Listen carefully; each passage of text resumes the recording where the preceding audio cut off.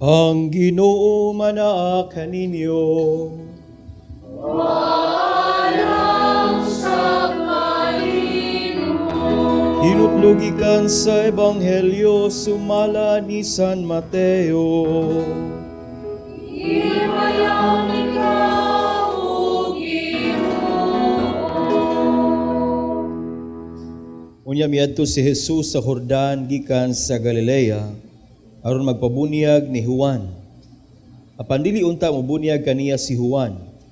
Siya miingon, "Ako ang angay maong bunyagan. Apan nganong ako naman hinuon ang magbunyag kanimo?" Apan gitubag siya ni Jesus, "Pasagdi lang nga mahitabo kini, kay niining paagiha makatuman kita sa tanan nga gisugo sa Dios." Busa miuyon si Juan. Sa pagkahuman gayud og bunyag kang Jesus, mihawas siya sa tubig. Unya na abli ang langit ug nakita niya ang Espiritu sa Dios nga mikunsad daw sa lampati ug mitugdon kaniya. Ug unya may tingog gikan sa langit nga nagkanayon, "Kini mao ang pinangga kong anak nga nakapalipay kanako pag-ayo." Mga igsuon, ang Ebanghelyo sa Ginoo. Dayon ikaw, O Kristo.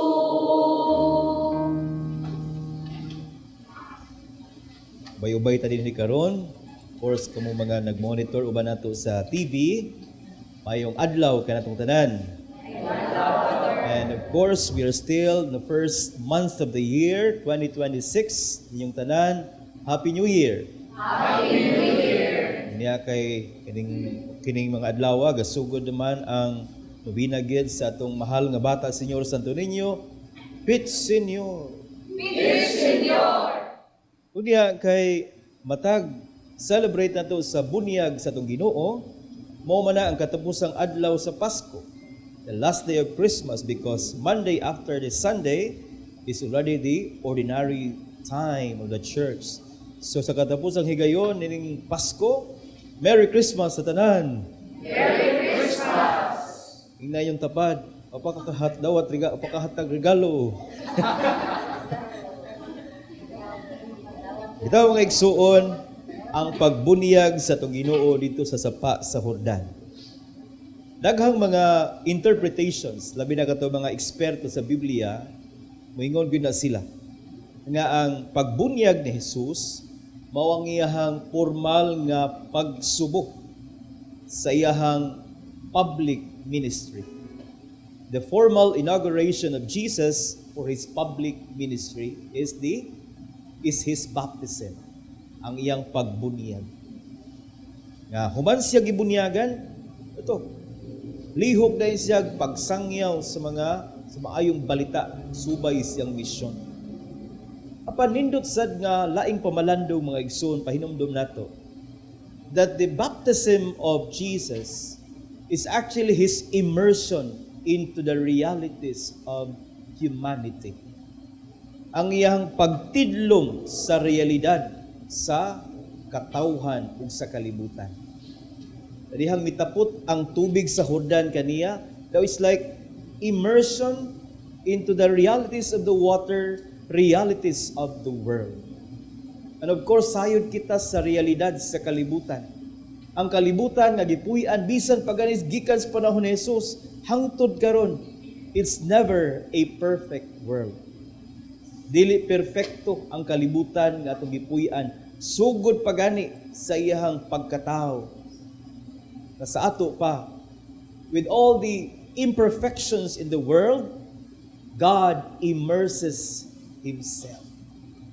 Di ba nindot sa pamalandungan nato, daghan sa itong kaugalingon nga kasinatian, na bagay uban, Pader, di lagi ko musud simbahan kay mo asoko. Pader, binitahi ko na ko itong tanawon o di ba ko mukayo. Daghan na ito nga warabag, one ay ayong tanaw sa itong kinabuhi.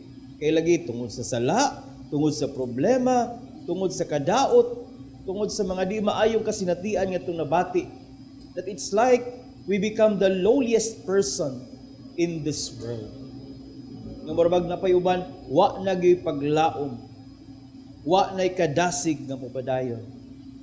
Pero mga igsuon, the baptism of our Lord, it's a gentle reminder natong tanan nga bisan pa sa mga realidad nga di maayo, sakit palandungon, lisod dawaton, ang Dios mitidlom sa maong realidad.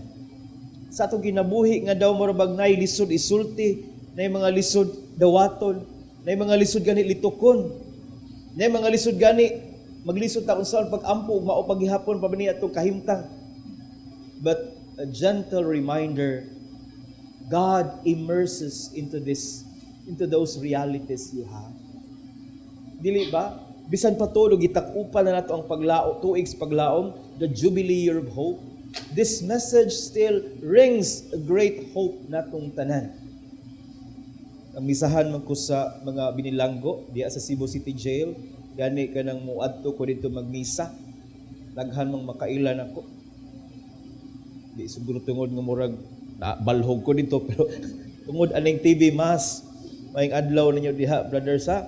Makita lang niya tapuhon diha. Pero ang ako gid pagkanunay pahinumdom nila, walay exempted nato sa matag usa kanato mahuyang, dunay kahuyangan, dunay kadautan, dunay kasalanan. We all have dark shadows that at times it's shameful to share, and at times we hesitate to even offer and pray to God. Kumidya pagay ni Father Shano, ubod nga usaragi kalainan kuno nato sa mga gibilanggo o kita naas gawas. Sila nasakpan, kita wa pa. Mga igsuon mo ni pahinumdom nato. Walay dautan nga makaingon ta dili wa tidlumi sa Ginoo. Walay sala nga wa niya luwasa. Walay tao nga tungod siyang kadautan, tungod siyang kasalanan gipasagdan sa Dios. Mao kini ang nindot dakong paglaom natong tanan. Ug way problema nga tawo murag naglunang lagi ka, mao na gid ni ang katapusan sa tanan. God, Jesus himself immerses into that reality you have. Ug mao sad say mo hawas nato pataas. Ug mao ni ang nindot nga pahinumdom nato nga mobangon gyud ka kay si Jesus mismo mitidlom sa maong realidad. Ug mao sa nindot nga pangutana sunod nato. If God immerses himself into our realities, are we also immersing into that reality that he has? Matag misa namo kaming mga pari nami gitawag og mga private prayers. Kanang kadalihok namo kanang magsig kitab-kitab among baba. Naay part nga among sagulon na ang tubig ug ang bino. Sulti lang gyud ko amo na private prayer, pero nindot sa siguro mahibaw mo unsa namong giampo. Kanang iganat na mo tubig, muingon mi ana,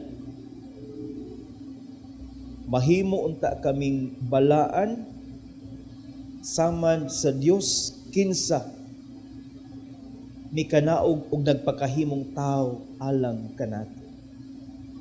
Kanang panagsagol sa tubig ug bino. Mga igsuon mao ni ang pahinumdom nato. Yes, if God immerses himself into us, are we also immersing ourselves into him? Labi na sa ito mga desisyon, actions, kinabuhi. Daghan sa mga higayon nga murabag ato-ato lang, kita-kita lang. To the point nga murabag ato na lang gining gusto. Gawa na say labot. Nabi ka sa garan gyud. Maglihok ta, mubuhat ta, way labot ang Ginoo. Pero magkabulilyaso, basulon ang Ginoo. Dili ba mo ni kasagaran natong naandan batasan? We are not immersing ourselves into the realities of God. To the point that once again, muna nagpabilin ta sa lunangan. Naiuban mo ingon, nabasa naman, maligo na lang. Naiuban, nagkalapok naman, maligo na lang sa kalapukan. To the point na kita rapod mismo ang wa muhatag og paglaom sa atong kaugalingon. Mga igsuon, as much as God immerses himself into us, it is also a challenge sa matag usa nato that we immerse into His divine realities. Again, Jesus immerses into our human realities. Yet, we should also immerse into that divine realities that He has. So that, once again, despite sa mga imperfections sa kalibutan, sa atong kaugalingon, bisan sa atong pamilya, doon nagihapoy paglaom. Doon na nagihapoy kasinatian nga Diyos nun. Ang katapusang bahin sa Ebanghelyo, nindot kay natong pamalandungon. Sa dihang nabunyagan ni Juan si Jesus, dunay murag na abli ang langit ug may salampati nga may tugdon sa uluhan ni Jesus ug may tingog nga nagkanayon. Kini mao ang pinangga kong anak nga nakalipay kanako pag-ayo.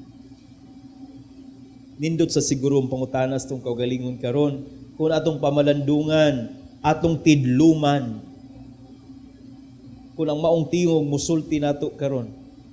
Moingon basab ka ang Ginoo, kini mao ang pinangga kong anak. Unsa man kaha ang sumpay? Nakapalipay o nakahasol? Nakapalipay o nakapasakit? Nakapalipay o nakapawas paglaom?